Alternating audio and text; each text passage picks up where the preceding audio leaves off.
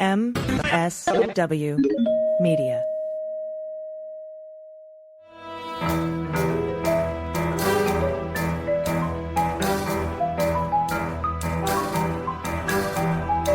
The rule of law is not just some lawyer's turn of phrase.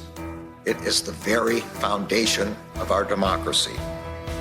The essence of the rule of law is that like cases are treated alike. That there not be one rule for Democrats and another for Republicans, one rule for the powerful, another for the powerless, one rule for the rich and another for the poor, or different rules depending upon one's race or ethnicity. To serve as Attorney General at this critical time is a calling I am honored and eager to answer. So yeah, now it's clean up on aisle 45 time. And for a long while yet, it is going to be clean up on aisle 45.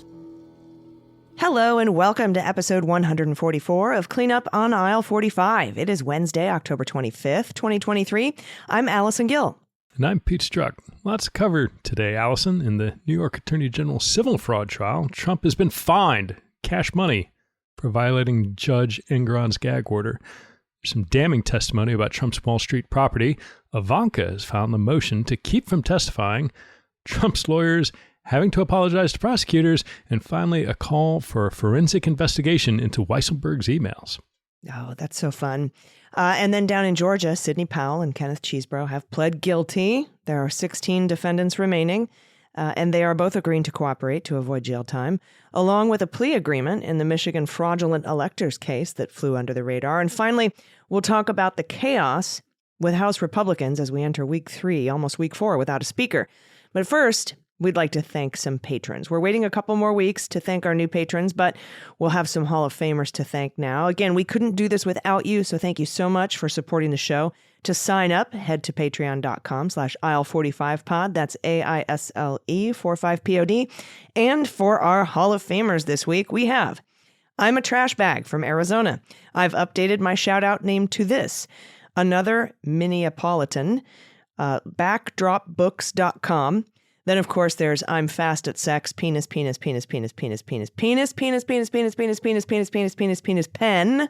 because they ran out of room, Sloan Russell, and Kirkland J. Bateman. Hey, thanks to I'm Fast at Sex, because without you, we couldn't do this. And for all of our other Hall of Famers, too, we really do appreciate you supporting us.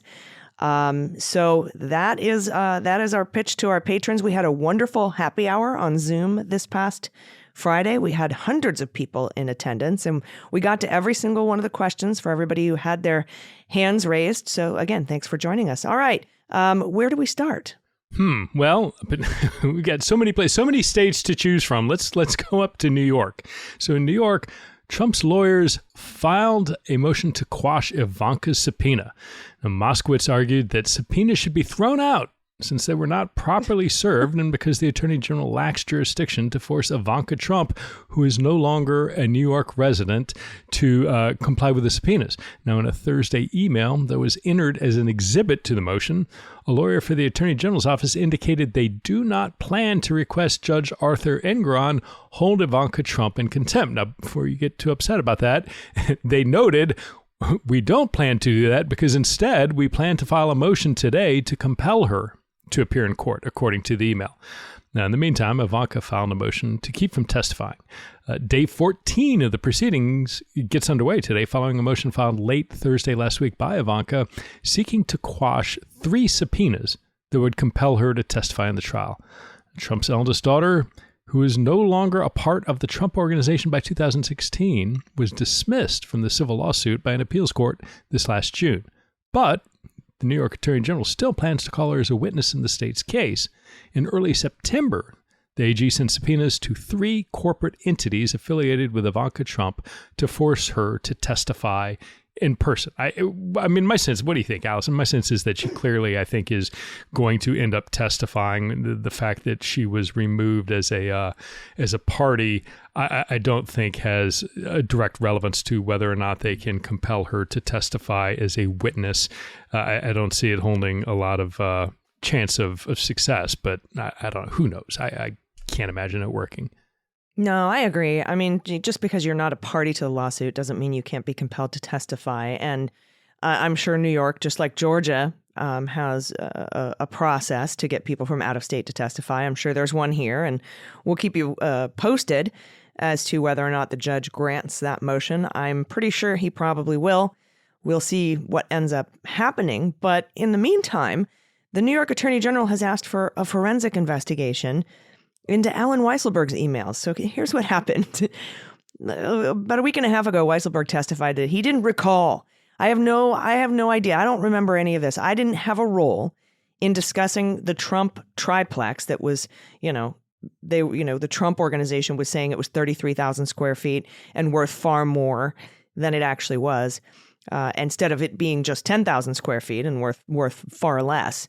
But then a reporter from Forbes wrote an article saying, Weisselberg lied on the stand. I have emails to prove it. And here they are. And he was adamant. Weisselberg was personally involved in this for several years, about the evaluation of the triplex apartment. Now, when the New York Attorney General got a hold of the emails, she found out they weren't handed over during discovery. So she penned a letter to the judge. She said, based on a review of the documents produced by the defendants, Office of Attorney General has identified likely omissions from production around inquiries from Forbes in 2016. In response to subpoenas, defendant produced some documents reflecting ongoing exchanges with Forbes, but it appears they have not produced a later set of emails between Weisselberg and Ekovich, who's from Forbes. We would therefore propose that the monitor, a court monitor, undertake a forensic examination of electronic data held by the Trump Organization for the very brief period from August to September of 2016 to determine if all responsive information has been produced. And James wants the monitor to submit a report with her findings of the likely omissions by Friday, October 27th. That is this Friday, my friends. Yeah, and look, these aren't just like, there are 100 emails talking about how the grass is green, and there are 10 more emails saying the grass is green that weren't turned over. The things that weren't turned over are important because they appear to contradict what Weisselberg was testifying to on the stand under oath. So it is not only potentially a violation of their discovery obligations, but a particularly relevant one to the extent that, whatever story Weisselberg was trying to tell, that, I don't remember, I didn't have any role in this, would very clearly implicate him in being involved in that activity. So separate and distinct about whether or not Weisselberg may face additional criminal exposure for perjuring himself on the stand, which is a real possibility depending on what these say, they're absolutely relevant to the case that Trump's defense is trying to make in a very harmful way. So I would expect that's not a long time frame. I mean, they're asking for a very limited scope, 2 months in 2016. So, and material that's already in hand, or they can be produced fairly quickly. So my hope and expectation that would be that this could be acted on fairly quickly. And certainly, Forbes is a reputable organization. They're not going to sit out there and, publish something that isn't true, exposing themselves to libel by publishing something that isn't true. So I suspect they not only have the information, but the information is accurate. And we'll see, maybe Donnie can join, Weisselberg can end back up in Rikers after, some fresh criminal activity. Yeah. And I think the important part here is that she said they did produce some of the documents from the couple months before, but they didn't produce the later set. So it's not like they just didn't produce any of them. They can't really call this an accident. You know what I mean? Like we got some of them, but we didn't get all of them. And these are the pertinent ones. That's really interesting that you were able to find those, but not these. So I think that's probably doesn't reflect well for Alan Weisselberg in the discovery process, pursuant to these subpoenas, that he could be in contempt, it could be obstruction. I mean, there's all sorts of things, perjury, like you said.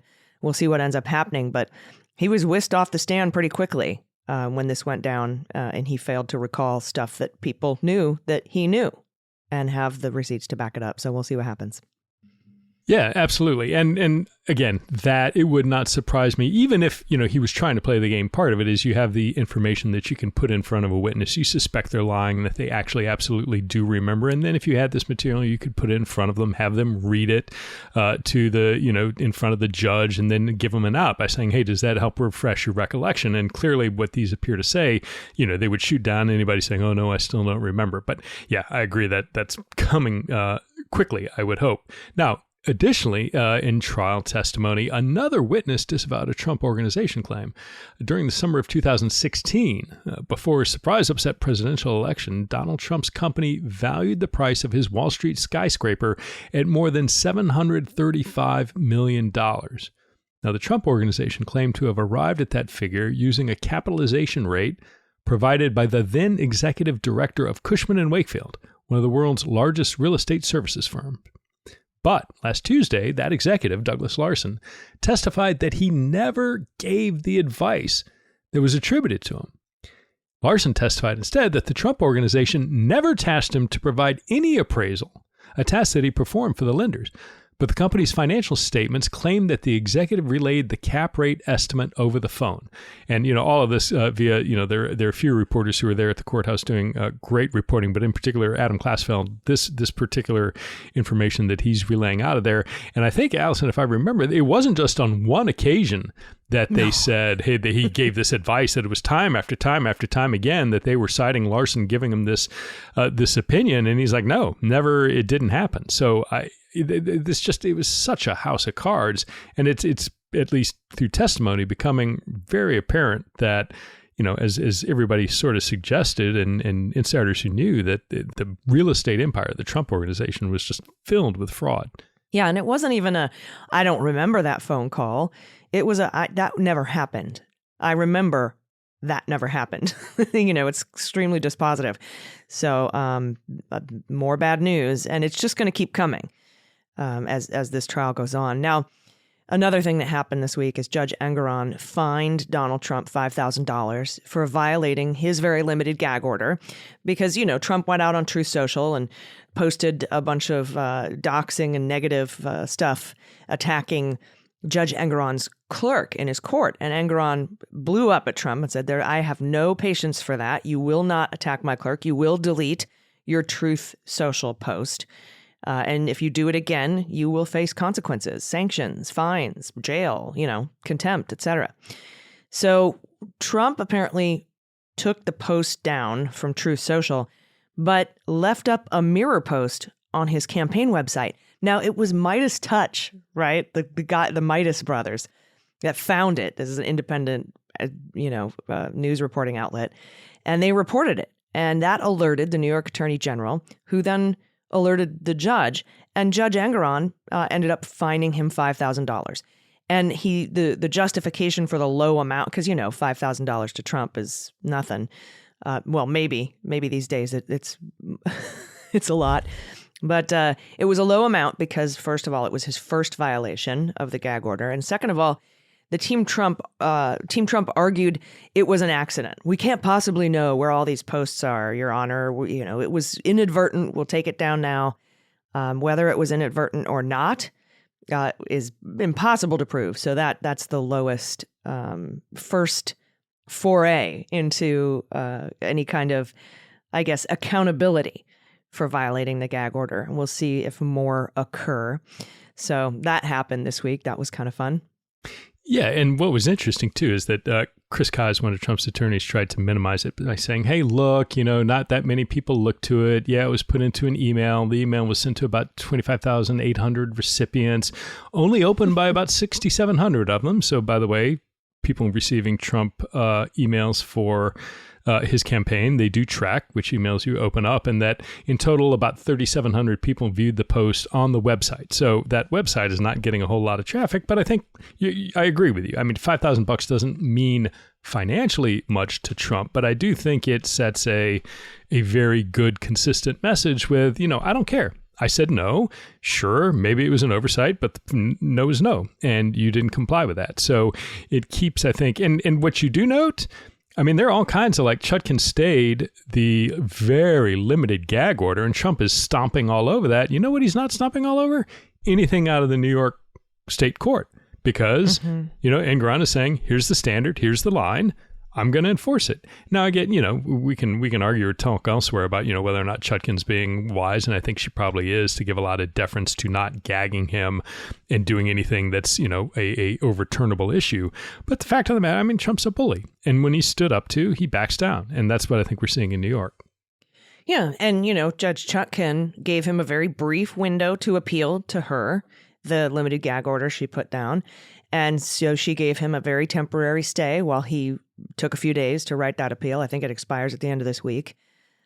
So she can consider that appeal, or it'll last until she makes a decision on the appeal, perhaps. But in that 2-day time frame, since she stayed that limited gag order, he went and called Jack Smith deranged, a very specific hypothetical she brought up during that hearing.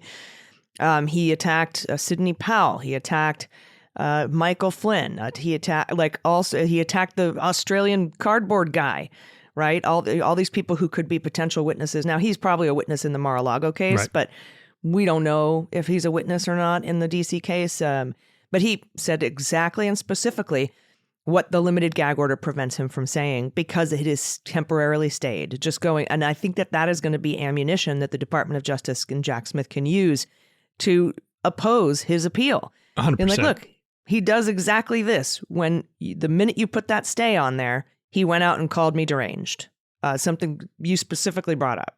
Totally agree. I mean, he could not be, in my opinion, stupider than going out and doing precisely what the gag order prohibited from. Had he stuck to his guns and just complained about Joe Biden indicting him and being behind the cause of all this, and, the vote wasn't stolen and everything else, he'd be fine. But he instead precisely goes and cannot help himself. He's got, this toddler-like urge to, tell me not to knock the glass off the table. Well, I'm going to go knock it off the table. It's like some oppositional defiance disorder that he's got. But I am certain that when DOJ files their response this week, I will bet you in the bar a drink that included in the examples of what he's doing are these very things that he's been bleeding, tweeting, truthing, whatever, over the past couple of days. So I mean, he's his own worst enemy in a lot of ways.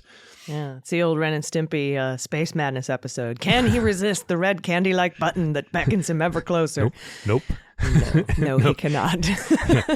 And speaking of Chris Kise, he had to apologize in a sidebar because last Thursday morning, and this is again from the great reporting that's coming out of New York, his Kise and a counsel for the New York State Attorney General Letitia James's office clashed loudly during a sidebar conference. So loudly, in fact, that reporters in attendance could hear some of what was being said.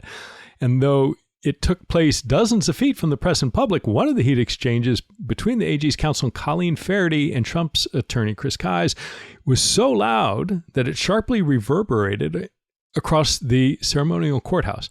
Law 360 later reported that sources said Kise made a dismissive comment when asked a question by Engoron's law clerk, Allison Greenfield, commenting that he was speaking to the judge, not to her.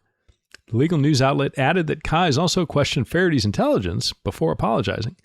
Greenfield and Faraday were the only women present at the sidebar conference. A source familiar with the conversation corroborated that account to the messenger. Now, again, in the kind of category of like self-inflicted wounds, it is clear to anybody following this trial, let alone the participants in the trial, that Engoron's respect for and use of clerk Allison Greenfield is extraordinary. And that if you're going to not, disagree, but essentially shit talk because I'm talking to the judge, and also, by the way, you're a woman as part of the, the undercurrent of what's going on, it's not going to work out well for you. And I don't think this is the thing at a sidebar that's intended to either curry public favor or lay the groundwork for a successful, appellate motion. This is just... That ship has sailed. Right. This is just another sort of like poor things I would not want my attorney to do on my behalf sort of thing. I would be so embarrassed. Ugh, God. All right. Anyway, court was adjourned on Monday due to some COVID things. I think somebody came down with COVID, but it will continue this week. Cohen's testimony is expected this week, and Adam Klasfeld over at the Messenger on it as always. has broken the news that Trump is expected to attend during Cohen's testimony. So we'll see how that goes. I will be following Adam Klasfeld pretty closely on Twitter for that. He'll probably live tweet from the courtroom, so keep an eye on that. All right, we have to take a quick break, but we have a lot more to get to, so everybody stick around. We'll be right back.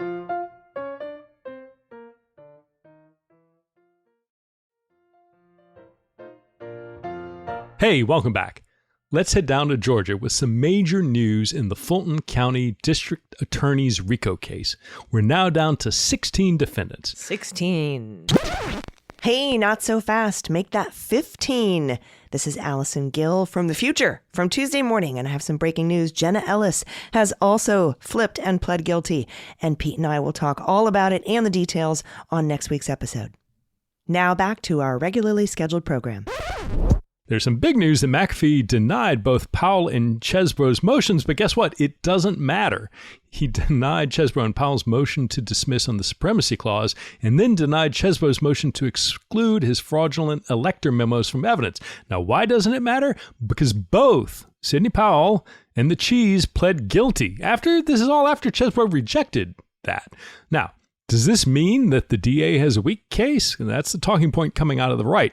Now, Lisa Rubin has some great sort of analysis saying it's a win for everyone except for the 16 remaining defendants. Primarily and first and foremost, and I agree with her 100%, the biggest win is that the DA doesn't have to go to trial and show everyone the case, the way they plan to present it, and all their evidence. Now, people are saying, well, they're getting it through discovery. They have it. It doesn't matter. There is a huge difference between the material that you get to see that's turned over in discovery from going in and watching the way the state presents their case. And so, again, I agree with Lisa that this is the biggest win, in my opinion, for Fulton County prosecutors. Now, for Powell and Cheese, they don't have to go to jail. Powell pled guilty to all misdemeanors, and Chesbro pled guilty to a felony, but both of them escaped any jail time. Now, what that also means is because we don't have to go through trial, the remaining 16 can now go sooner, and in addition, as just mentioned, without the benefit of having seen the prosecution's case. And then finally, this does, I think, have some benefit to Jack Smith because they're both unindicted co-conspirators in his federal case against Trump. So, it will be interesting to me to see how that dynamic plays out between their plea and their agreement to testify at the state level versus what they are or aren't going to do with the feds. But, at the end of the day, what this means are the speedies are done. The remaining 16 are on the regular speed. This will proceed more quickly because what Fulton County had said is had the speedies gone to trial, the other cases would get pushed back until those were resolved. Without that encumbrance there, they can move forward much more quickly.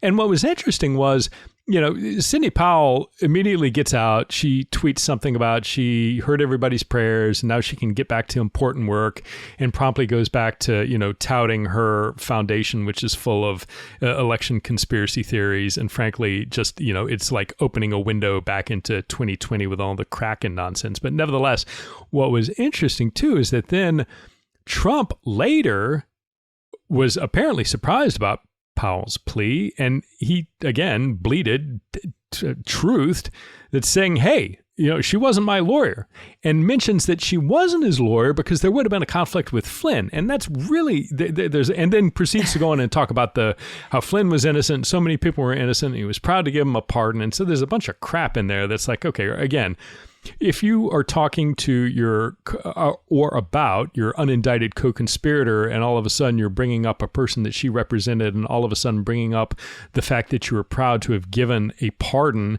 to people that you believe were innocent, just like all these other innocent people, it sure feels like witness tampering. And this is another thing that I would not be surprised to see show up in Jack Smith's pleadings later this week. Yeah. It kind of blows my mind that he brought up the pardon because back when that happened, back in 2020, after he announced on Twitter that Sidney Powell was added proudly to the team of lawyers with Rudy Giuliani and Jenna Ellis, they did that press conference. Remember where Rudy's face melted? And, Elite she was doing her strike force. She was doing her Venezuela pitch and her Dominion voting machine pitch. And a couple days after that, they the team, Rudy and Jenna, like publicly pushed her out. And all of the reporting that we got from the media was, oh, seems like Sidney Powell's even just too crazy for Donald Trump. But as it turns out, that probably wasn't why he was pushing Sidney Powell out off the legal team, because a couple of days later, that's when he pardoned Flynn. And she was representing Flynn at the time, helped him blow up his plea deal. And so, to, I guess, prevent some sort of a conflict of interest, or, so it didn't look like one of his lawyers was representing somebody that he pardoned, I think they publicly sort of distanced themselves from Sidney Powell, not because she was crazy, but because he didn't want the conflict. And that he brought that up in this recent Truth Social post is just fascinating to me. The timing is so suspect, because, the DA, Fani Willis, she was trying to force Flynn to testify, and he sued, and she won, and he had to testify to the DA. She asked him about the circumstances surrounding that pardon. And of course, very recently, Jack Smith mentioned it in his indictment of Donald Trump, that, that one paragraph about Sidney Powell is about that time period when she was on Trump's legal team and then all of a sudden wasn't. And Jack Smith also alluded to pardons in his filing, opposing Donald's motion to dismiss his D.C. charges. Donald says, I'm absolutely immune. I have the most perfect immunity. And he filed that whole motion to dismiss under absolute immunity. Jack Smith responded, and one of the things he talked about is saying, if you do this, Supreme Court or court, if you do this, then the president is a king, and a president could issue a corrupt pardon as a part of a quid pro quo. And that is illegal. They called it out as being illegal. And so a day or two after that filing came out, after Jack Smith calls corrupt pardons illegal, he just happens to say, Sidney Powell's not my lawyer. It would have been conflicted because I pardoned Flynn. Like, wow, what? It just blows my mind. Well, you just admitted to a bunch of stuff you probably shouldn't have said. Yeah, again, keep your mouth shut. And again, this isn't exactly breaking news because I know at least Marcy Wheeler picked up on it. But back during the time that Sidney Powell was representing Mike Flynn and they were trying to roll back his plea, the government provided a series of handwritten notes by a bunch of FBI people, including mine. And what the government did is they actually inserted on my notes dates, like wrote in dates that were not my handwriting and passed it off as mine. Those were subject to a protective order. And the way that works in cases like this is like, look, we're turning this over. I mean, it was BS because it was Jeff Jensen's corrupt endeavor to with Barr to overturn it. But the notion, those dates gave the impression that Joe Biden was the person that suggested that Mike Flynn might be prosecuted under the Logan Act, which was, again, not accurate. That's not where it came from. But those dates then, what was interesting is 2 days later, or shortly, 2 or 3 days later, Trump, in a debate with Biden, uses that false date to attack him in a presidential debate. So it's very clear, or seems very clear to me, that Barr and Barr's corrupt DOJ provides material under protective order to Sidney Powell. Sidney Powell then turns around, violates the protective order, and provides it to the Trump campaign. And Trump uses it in an attack on Joe Biden, which, of course, is nonsense because it's a made-up date. So, again, long story short, DOJ had to apologize, told the court they didn't mean to do it. It was an accident. They removed it. But the whole point is, I don't think if you were Donald Trump or Sidney Powell or, frankly, Mike Flynn, you don't want a spotlight being shown on your behavior during this entire period from the representation of Flynn all the way through January 6th, January 20th. It's a bad period with a lot of bad things that went on. And Trump, by God, again, that red button, can I avoid touching it? No, you can't. You're going to keep fucking pushing it again and again and again. And I have no idea why he chose to say anything, because nothing good is going to come. There's nothing he can say that is going to be helpful other than just shutting up. And he's just incapable of doing so. Yeah, he is. And here's the great thing about that DOJ filing recently, just a few days ago, opposing Trump's motion to dismiss his DC case. They gave 4 examples of crimes that should be investigated and prosecuted that a president could commit during his time in office. and then be prosecuted for after he gets out of office. And they use these, he just lists these hypotheticals off. Like, so what you're saying, if this is true, if what Trump says is true, then a president could not be prosecuted after he leaves office for having his FBI plant evidence against his political enemies. And he goes on to say, and you're also saying that a president, once he leaves office, could not be criminally prosecuted for giving someone a pardon in exchange for a bribe. You're also saying that the president could call out the National Guard to attack his political enemies. And you're also saying, hypothetically, a president could sell nuclear secrets and get away with it. And all of those things are things that Trump has done. The FBI planting evidence, adding those dates to your notes, Pete. Corrupt pardon in exchange for a bribe, Mike Flynn, Roger Stone. Selling nuclear secrets, where he got that? Calling out the National Guard, Trump did call out the he said he wanted to send 10,000 National Guard troops out to, stop the steal or whatever. All of those things are things, and Marcy Wheeler pointed this out in a great post on her emptywheel.net. Every single, and Andy and McCabe and I talk about it in this week's the most recent episode of Jack too. Like, all of those hypotheticals are real close. Not so much hypothetical, right? Yeah, exactly. Like. I thought that was really, really entertaining and sly. And gosh, if you say the president is a king, he could do these things. Yes. Hypothetically, if Donald Trump said, be there, we'll be crazy. It's like, oh, yeah, I see what you did there, right? Yeah. No, that's the best course of action for Trump is to shut up. And he's not doing that. And he's not going to stop. So, it'll be amusing. But, hey, I think we need to take a break. So let's do that. Stick around. And we're going to, I think, got more to talk about in Georgia. So stick around. We'll be right back.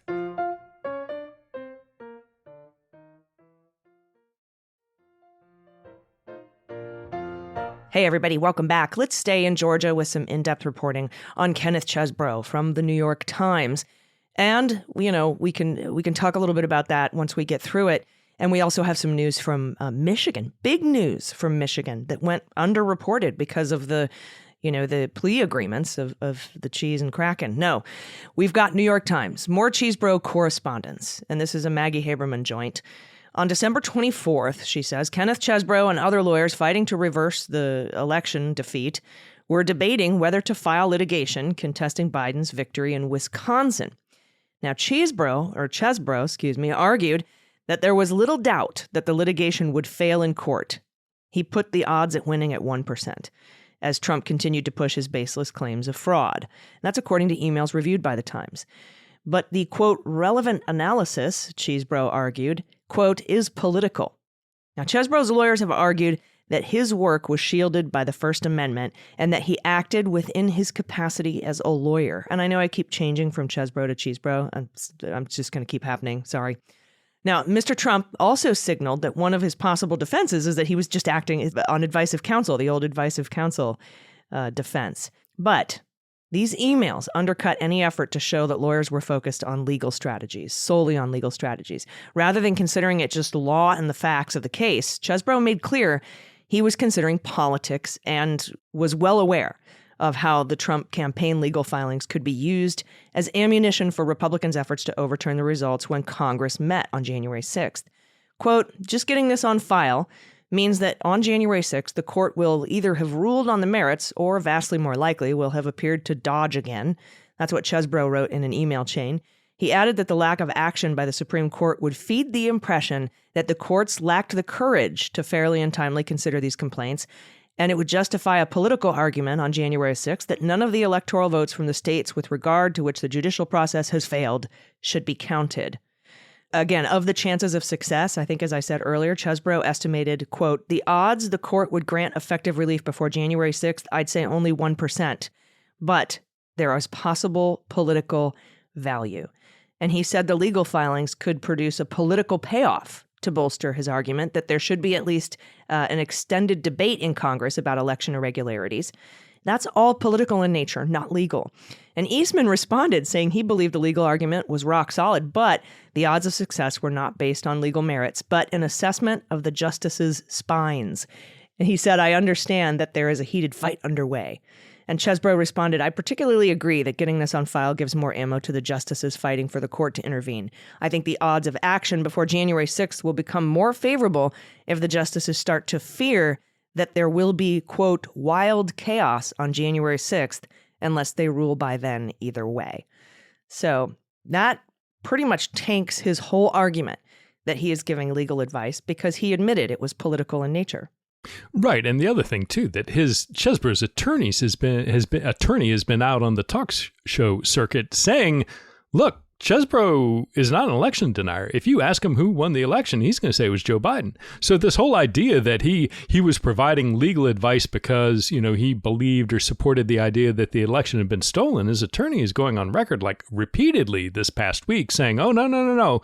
He believes Joe Biden won. He believes the election wasn't stolen. He doesn't believe that any of the things that Trump was claiming, he doesn't agree to it." So when you combine, and it isn't just one thing where he says, "Oh, it could be politically valuable," it's time and time and time again in legal filings and emails and statements saying, this is meritorious from a political perspective. This could help politically. So I think the combination of what he truly believed and what he was saying, and then finally that this wasn't, the argument that what Trump was doing was within the scope of his duties as the president versus something that he was doing in the context of campaigning and running for election. All of this stuff comes together in a way that really is harmful to a number of Trump's potential defenses. Yeah, it really is. And that's why I think Chesbrough's testimony, whatever statement he made, is going to be so valuable. And, with regard to the idea that they're not going to be giving up their prosecution and their case in the speedy trial now because they have pled out, I think it's important to note that, because a lot of people were like, well, how would they give up Donald Trump's case if they're just going after Chesbrough and Powell? You have to remember the nature of racketeering charges. Everyone is charged with the same thing, and they're all connected, and everyone's responsible for everybody else's stuff. That's the nature of RICO. So they would have to put on their full case, and Trump would have gotten to get a preview of that, which would give him a leg up in preparing a defense. So it was very beneficial to the DA to not have these cases go to trial. So I would not call these sweetheart deals. I know some people are calling them sweetheart deals, but I don't really see it that way. And I would recommend everybody read Lisa Rubin's piece for MSNBC on it. So that's just my thoughts. Yeah. And while we're talking about all this stuff in Georgia, and there's so much news there, what was overlooked, there's really big news out of Michigan that flew under the radar because of everything going on. This is from the Detroit News. Michigan Attorney General Dana Nessle's office has reached a cooperation deal with James Renner, one of the 16 fraudulent electors that she indicted earlier this year. Now, when it happened, it was the first arrangement of its kind to be publicly revealed in the electors probe. Judge Kristen Simmons granted a motion to drop the 8 felony charges that had been brought against Renner. Now, also on Thursday, Simmons granted a request for a mental evaluation of another Trump elector, only the best, Timothy King of Ypsilanti. King's lawyer, Michael Vincent, said in court that King suffered quote-unquote delusional and illogical thinking, and it had been difficult to get him to focus on the serious charges he's facing.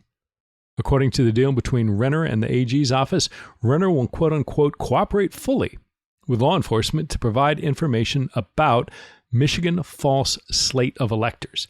Now, that was the same day that Sidney Powell pled guilty in Georgia, which is why if you're wondering, hey, that seems like a big deal, why did I not hear about it? Because anybody in the political news surrounding, the criminal news surrounding Donald Trump was following the unveiling of Sidney's guilty plea. But, this is a big deal. And I think Michigan was out in front with their charges. They're moving, quite obviously now, moving with a great deal of speed or reaching cooperation agreements. And they have, 16 fraudulent electors that were indicted earlier. And so now they're down to 15. But it's a big deal. And I think much like Atlanta is important, not just for what happened in the state of Georgia, but also to the federal case that Jack Smith is bringing. Michigan is the same thing, because when you look more outside of just these individual fraudulent electors, the question is to what extent it was coordinated as part of a national campaign, to what extent Trump knew about it, to what extent people in and around Trump like Rudy Giuliani and Jenna Ellis and the elite legal strike force team all were involved throughout this place. So whether or not Michigan gets there, I am sure that these proceedings are similarly of a great deal of interest to Jack Smith and his investigators. Yeah, and I personally am looking for probably potentially more charges coming out of Michigan because, I mean, the main difference between Michigan and Georgia is that Georgia went after the architects like Trump, Eastman, Chesbrough, Powell, the people who put everything together. Michigan's still investigating those folks. And in Antrim County, there was a similar voting machine breach like there was in Coffee County. Yep. And there's a national team who was fronting that and working on that. That includes people like Patrick Byrne and the Cyber Ninjas people and the Strickland Sullivan. I think that's the name of the firm. Catherine Fries and all these people. Like, you're wondering, like, why do I vaguely remember the name? It's because they were every fucking place where all these vote machine shenanigans were going on. And so, So I think there might be additional indictments to come out of Michigan. And of course, I have been watching Arizona. Their investigation is heating up. And so I would look for some indictments to come out of Arizona as well. And we'll see what ends up happening there. And we'll keep you posted. All right. We have to take another quick break. But everybody, stick around. We'll be right back.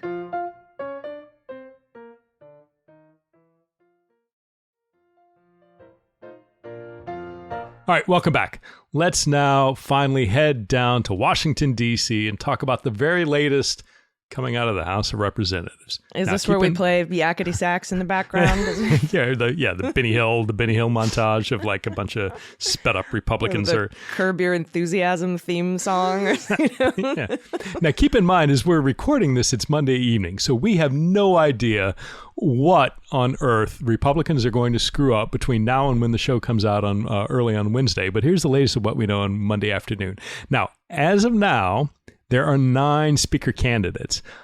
Of those 9, 7 of them are election deniers. 7 of them believe Donald Trump should be the president right now, that Joe Biden did not honestly win the election. 7 of the 9 candidates believe that. Now, Emmer and Scott voted to certify the election, but Emmer did sign on to that Texas lawsuit to overturn the election in a key swing state, and news coming out late this afternoon, again, Monday afternoon, is that Emmer apparently called and capitulated to Trump and did the Kevin McCarthy trip down to Mar-a-Lago equivalent, kissed his ass, use the analogy of, distasteful analogy of your preference, to then get Trump to sort of say, well, yeah, he's a good guy. So who knows where this is going to go? What I can tell you, in the whole winner-loser column, not that we needed any more proof, that Jim Jordan is an absolute goddamn loser, an untenable leader, somebody who has no place in the House of Representatives, let alone coaching an Ohio State wrestling team, let alone running for Speaker of the House. He lost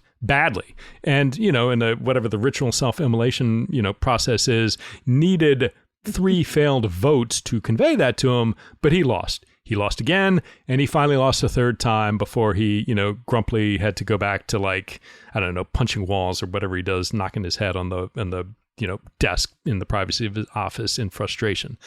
And he lost by bigger margins each time. He kept losing more votes with each ballot.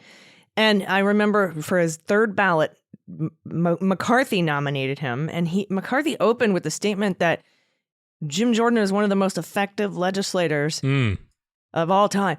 And everyone laughed at him for that because, as we know, he is like the least effective. He's the opposite of effective when it comes to being a legislator. And so he eventually lost a behind the closed doors secret ballot vote badly and was removed as the speaker designee. And that's when these 9 people, I'm going to be nice, 9 people threw their hats in the ring to become speaker. No one is going to be able to get to 217, especially, even if Emmer had a chance in hell, he's been endorsed by Trump now. That doesn't work well for you. I don't know how many times an endorsed Trump candidate has to get his ass handed to him before you realize, don't go seek Trump's endorsement. I just don't. It boggles my mind.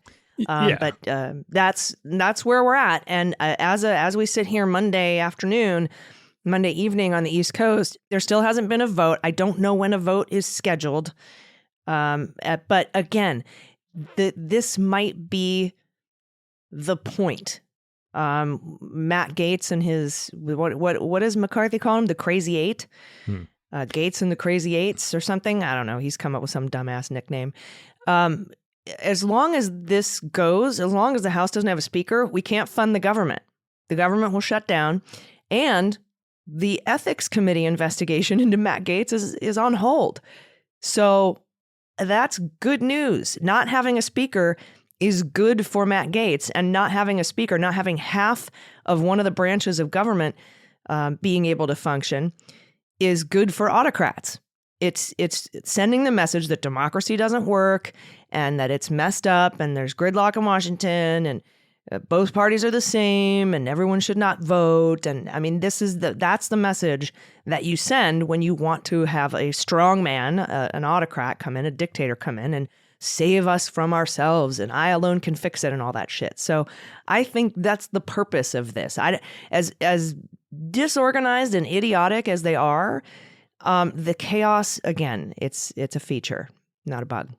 Yeah, it is like looking in on an unruly preschool class. And speaking of an unruly preschool class, you look in at that class and James Comer is over in the corner eating his crayons, licking the lead paint off the windowsill, and he pops up and runs over to you and says, look, I found a $200,000 check. And you're like, what in the hell are you Hey, we don't have a speaker. What are you doing? What are you doing other than trying to get a speaker in place? But as it turns out, James Comer's newest evidence of the massive conspiracy involving the Biden crime family is a $200,000 check, which, oh, by the way, as it turns out, occurred during a time that Joe Biden was not in office and represented a repayment of a loan from a family member, not from the government of Saudi Arabia, not from a Middle Eastern government, not from the government of Turkey, not from the Chinese, nobody.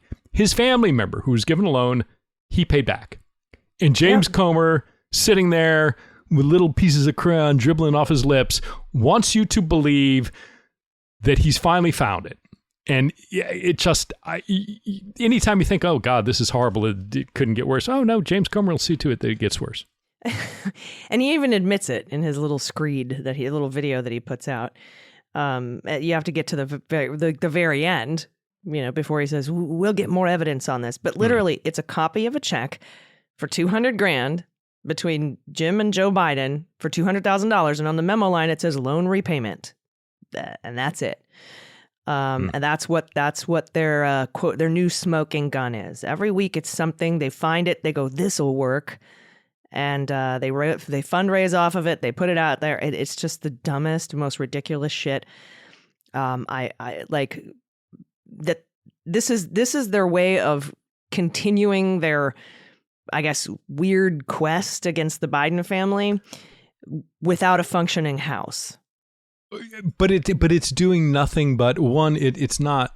Nobody, it's getting traction nowhere. He is getting laughed at. Steve Bannon has all but announced him the village imbecile of the Republican Party in the House of Representatives. So he goes on Fox News and the reporters are like rolling their eyes at him. There is no audience where he is seen as a credible voice. And to be doing this at a time in the face of such utter dysfunction on the Republican Party and their inability to elect a speaker for, like you said, what are we, 3-4 weeks now? The longest, never happened before in our nation's history. But James Comer finds a check for $200,000 loan repayment. And by God, he's going to get up on his little soapbox and try and wave that around and believe that he's going to influence anybody in any way, shape, or form. It just is. That's what we got. And it's why meanwhile, we have Saudi Arabia giving $2 billion to Jared Kushner. Where's that investigation? $2 billion. And it doesn't say loan repayment in the memo line on that transaction, I guarantee. But yeah, well, I don't know what's going to happen in the House this week. It's on one hand, it's entertaining to watch them implode and fight with each other and be idiots. But on the other hand, we need a functioning legislative branch of government. We've got a lot of shit going on right now. We need to fund a bunch of our allies. We have to keep the government open. I think even Mitch McConnell is trying to put together a bipartisan bill in the Senate to fund Ukraine, Israel, Taiwan, and the border.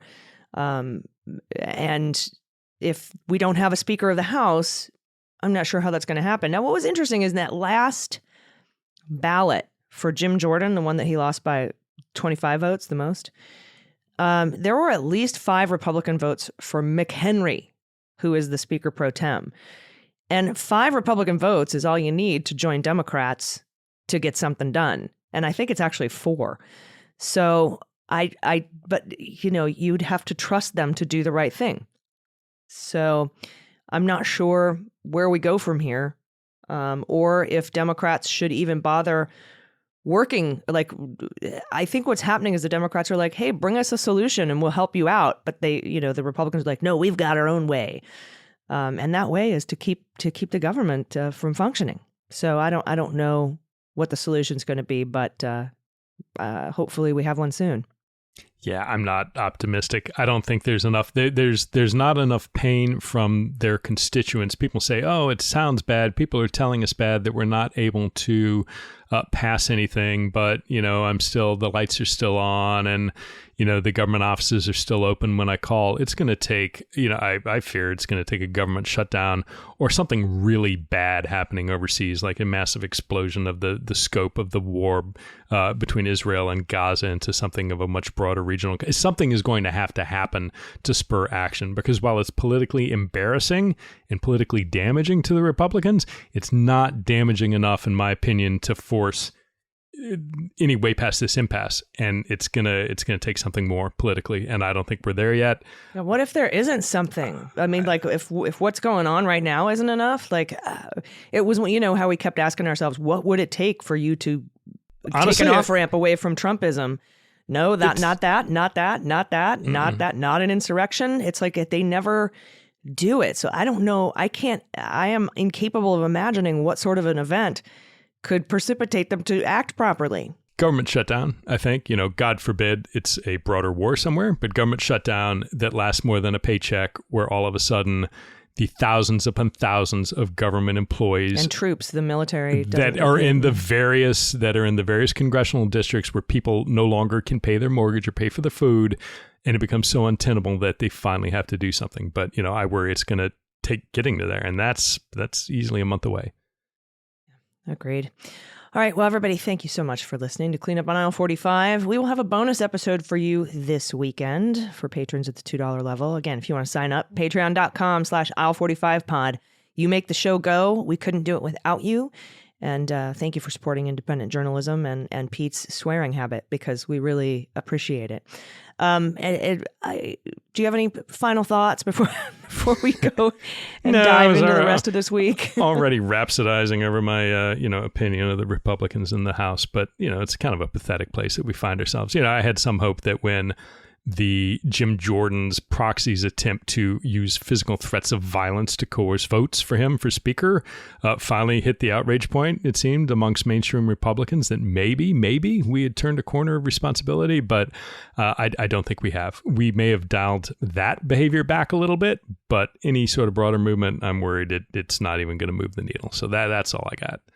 Yeah, and we'll see how Trump violates gag orders this week, and we'll bring it all to you next week on Clean Up on Aisle 45. I've been Allison Gill. And I'm Pete Struck. Clean Up on Aisle 45 is written, researched, and produced by Allison Gill, with editing by Molly Hockey. Our art and logo design are by Joelle Reeder and Moxie Design Studios, and our music is composed and performed by Adam Orr.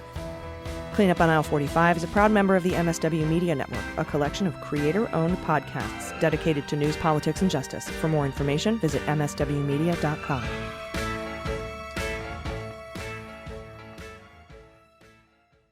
MSW Media.